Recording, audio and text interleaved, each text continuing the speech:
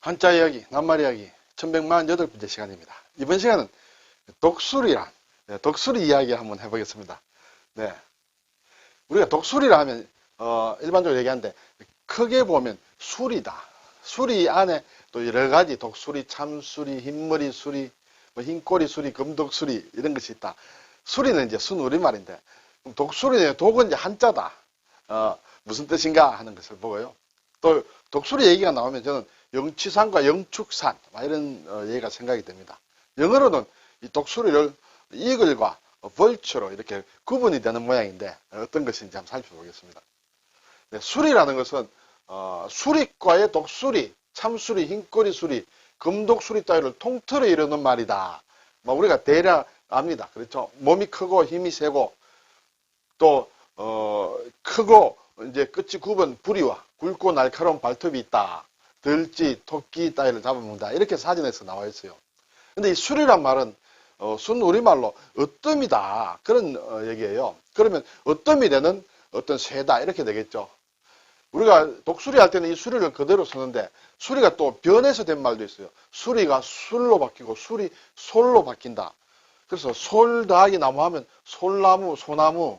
예. 우리나라에서는 특히 나무 중에 가장 대표적인 나무다 하면 이제 소나무를 넣을 수 있겠죠. 그것이 이 수리에서 변해서 온 솔, 거기에서 나온 소다. 이렇게 되겠어요. 그러면 수리란 새도 가장 으뜸이 되는 새다. 이렇게 되겠습니다. 그러면 독수리는 어떻게 되느냐? 독이라는 것이 이제 한자예요. 한자. 예. 뒤에서 보겠습니다만, 수리과의 새다. 머리 꼭대기와 목덜미가 벗어져 살이 드러나 보이고, 머리 꼭대기와 목덜미가 벗어졌다. 이게 대머리라는 뜻이에요. 대머리 수리가 독수리다. 이렇게 되어 있어요. 주로 죽은 동물을 먹는다. 우리나라 토착 조류 중에 가장 큰 새로 한국, 시베리아, 만주 등지에 분포를 한다. 우리나라 천연기념물이다. 이렇게 되어 있어요.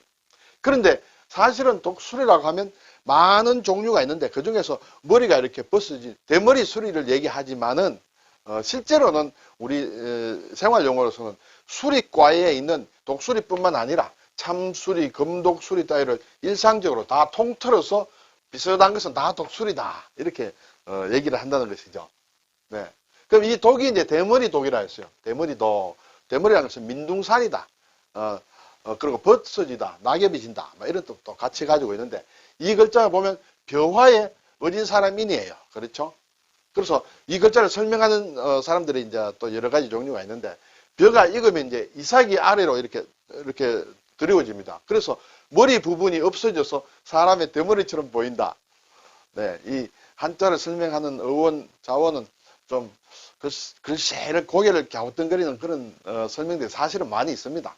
그리고 두 번째는 대머리가 벼 사이에 엎드린 모양이다. 대머리에 사람이 벼 사이에 엎드린 모양이다. 그리고 또 알갱이가 빠진 낫 아래 모양이다. 쌀 알이 있는데 거기서 알갱이가 빠진 어떤 껍데기 뿐인 낫 아래 모양이다. 그렇게 여러 가지로 생각을 합니다만 이 대머리 독과 사실은 비슷한 의미로 비슷하다기보다는 같은 계열의 글자가 빼어난 숫자다. 그렇죠? 이것도 벼이삭이 아래로 드리워져 길게 드리워진 모양이다. 이렇게 되고 이것도 이제 화목하다 할 때 목인데 이것은 또 앞에 이제 벼화변이 있습니다. 그렇죠? 이것은 벼낫알이 어떤 낫알이 막 터지려고 하는 그런 상황이다. 이렇게 되어 있습니다. 그래서 이 독은 어쨌든 대머리를 뜻하는 그런 독이다. 우리나라 보면 서울에 독산동이라는 이제 지명이 있습니다. 그렇죠? 독산. 그러니까 이것은 민둥산이다. 이렇게 되어 있죠. 별 나무가 없는 산이다. 독산동의 주위에 있는 그 산에 아마 산봉우리에 나무가 없었다. 이렇게 돼서 붙여진 이름이다. 이렇게 알고 있습니다. 독발이다. 예, 머리카락이 없는 대머리를 얘기한다. 독두다. 그렇죠? 대머리를 얘기하는 그런 글자다. 이렇게 되겠습니다.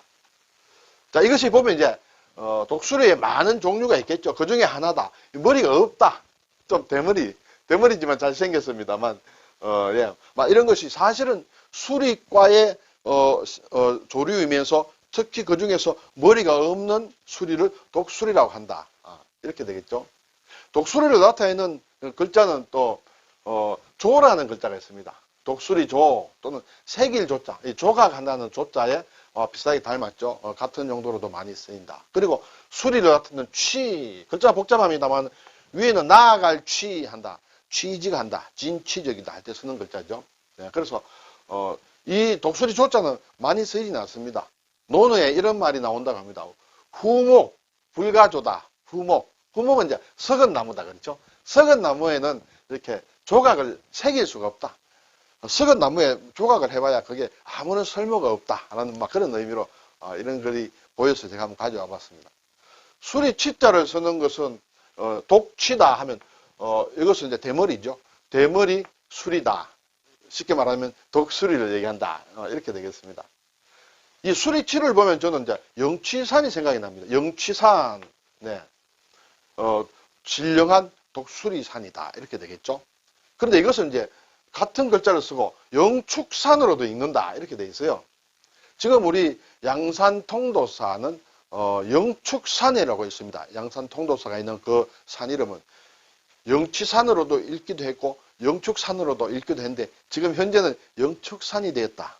왜 그렇게 됐냐는 걸 뒤에서 좀 자세히 보겠는데요. 1463년에 만들어진 펼쳐진 법화경 언해다. 이제 훈민정이 만들어진 초기죠. 법화경 언해에는 영축산으로 표기가 되어 있기 때문에 영축산으로 정했다. 이렇게 되겠어요. 2003년 국립지리정보원에서 영축산으로 이름을 확정을 했다. 영축산, 영취산 또는 뭐 다른 이름들이 있었는데 자, 통도사가 있는 그 산은 영축산으로 한다. 이렇게 되었다는 것이죠. 자, 왜 그러냐? 특히 양산 통도사가 있는 영축산의 경우에는 앞에서 말씀드린 대로 법화경 언해에 그렇게 표기가 되어 있다는 것이죠. 그래서 그걸 근거로 국립지리정보원에서 영축산으로 확정했다. 2003년에. 그런데 2003년 이전에 2001년에 이미 양산시, 양산 통도사가 있는 그 양산시 지명위원회에서 영축산이 타당하다는 최종 결론을 내렸다. 그것을 받아서 국립지리정보원에서 확정을 했다. 이것은 결국은 법화경 언해에 나온 막 그런 근거를 가지고 얘기를 했다. 이렇게 되겠죠. 그런데 사실은 꼭 맞는 것은 아니다. 막 이런 의견도 있는 것 같아요. 이 영취산 또는 영축산은 인도에서 석가모니 부처님이 이렇게 설법을 행하던 장소 그 산의 이름이다. 그 산이 이제 그리드다쿠타라는 이런 산인데 이것이 그리드다라는 게 수리, 독수리를 얘기한다. 산의 모양이 독수리를 닮았다. 또는 그 산에 독수리가 많이 모여온다. 해서 이제 이런 이름을 붙였는데 그 석가모니 부처님이 설법한 산인데 법화경에 그 장면이 묘사되어 있다. 여기서도 법화경 언어가 나오죠. 그리고 반야심경도 여기서 설법을 했다는데 이것은 영어로 말하자면 vulture다. 그래서 vulture는 독수리다. 그래서 뭐로 영취산으로 읽는 것이 맞다. 이렇게 얘기를 하고 있어요. 우리나라 한자 자전을 보면 이 글자에 축이라는 발음은 없습니다. 취라고만 다 나와 있다. 그렇지만 여러 경로를 거쳐서 어쨌든 통도사가 있는 산은 영축산이다. 그럼 우리나라에 이러한 한자를 쓰는 산이 통도사 있는 영축산뿐이냐? 그것은 아니고 다른 곳에도 또 이 명칭을 쓰는 산이 있다. 그것은 어떻게 읽느냐? 전부 영축산으로 통일한 것은 아니다라는 이제 그런 것 같습니다. 이것이 이제 인도에 있는 영취산 또는 영축산이다. 이게 글쎄요, 독수리의 뿌리를 닮았나요? 뭘 닮았나요? 이곳에서 석가모니 부처가 설법을 했다. 이렇게 되죠. 이 산의 이름을 그대로 가져온 것이다. 이렇게 되면 또 추가로 생각할 수 있는 게 영산회상이라는 것이 저는 생각이 났습니다. 우리가 학교 다닐 때 보면 영산회상, 한국의 전통 정악이다. 그렇죠. 국악에. 그렇죠. 그래서 영산이, 여기서 영산이다 하는 것이 바로 영취산 또는 영축산을 얘기한다. 여기에서 모임이 있었다. 회는 모임이 있었다. 그렇죠. 설법을 하는 자리다. 모임이 있었다. 그 모양을 나타낸 것이다. 또는 그 자리를 얘기한다. 이래서 영산회상 이런 두 가지 한자로 쓴다. 영취산에서 석가모니가 법화경을 설법하던 그 자리가 영산회상이다. 이것이죠. 이것을 설명한 사전에는 영취산으로 나와 있습니다. 영축산이 아니라. 한국의 전통 정악으로 어떤 9곡 내지 8곡으로 구성된 모음곡이다. 원래는 불교의 성악곡이 기원이 됐다. 이러한 사전도 있었습니다. 우리가 염화미소로 유명한 석가모니의 영취산 설법을 기리기 위해 영산회상 불보살 이런 7자를 두 장단에 한 글자씩 붙여 노래하던 불교의 소박한 종교음악 이렇게 되는데 저도 사실 읽어서 잘 모르겠어요. 왜냐하면 이쪽 분야에는 제가 좀 무식해서 그렇습니다만 아마 이런 사전적인 설명은 이렇게 돼 있다는 것을 여러분에게 소개하겠습니다. 자, 이제 독수리입니다. 그렇죠? 독수리 아주 위용이 굉장합니다. 그러면 독수리가 다 이런 것이냐? 그것은 아니다는 것이죠. 영어로는 이글과 벌처가 있다. 우리가 흔히 독수리라고 하면 이글을 얘기를 한다. 근데 이것은 수리는 수리인데 사냥하는 수리다. 사냥을 한다는 것은 살아있는 생물을 짐승을 잡아먹는 것이 이제 수리 사냥이죠. 그래서 이글은 이런 것을 얘기한다. 근데 또 벌처도 수리를 얘기한다. 벌처도 이것은 이제 주로 사막지대에서 동물의 시체를 먹고 사는 수리다. 죽은 짐승만 먹는 거예요. 살은 짐승은 사냥을 하지 않고.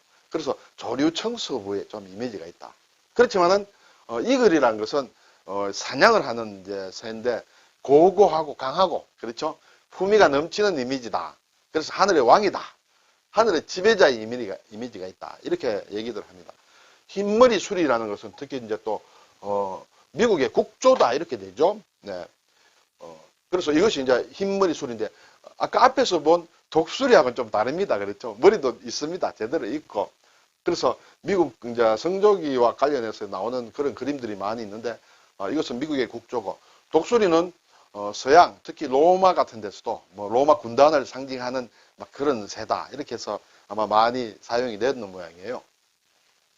자, 오늘 독수리에 대해서 한번 살펴봤는데 가장 큰 목표는 우리 한자 시간이므로 이것이 대머리 독이다. 벽화빈 아래에 어진 사람입니다. 는 것을 일단 알면 되겠습니다. 그리고 우리 생활 용어로서는 막 독산동 할 때 이것을 쓴다. 그리고 영취산이냐, 영축산이냐. 예, 최소한도 통도사가 있는 산은 영축산으로 읽는 것이 맞다. 이렇게 확정이 된 것 같고 또 그 위에 이 글자를 쓰는 산 이름 중에는 영취산이라고 쓰는 것도 여러 곳 있는 것 같더라는 것을 말씀을 드립니다. 여기에서 영취산의 줄임말이 영산이다. 영산의 설법을 영산회다. 그 자리를 영산회상 그 모양이다. 자리다. 이렇게 되는 것을 아울러 한번 생각을 해보았습니다. 감사합니다.